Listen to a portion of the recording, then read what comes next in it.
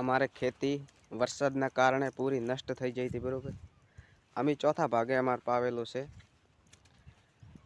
એટલે અમારા શેઠને કોઈ સરકાર તરફથી સહાય મળી છે અમને ખબર નથી, બાકી પૂરી સીઝન નષ્ટ થઈ જઈ હતી। બાકી એવો કોઈ શેઠ હરમતો હોય તો મદદ થાય એટલે કરી દો। ભાજીઓ પણ એના નાના નાના છોકરા બીજા લઈને બેઠો હોય છે ખેતરમાં, બરોબર।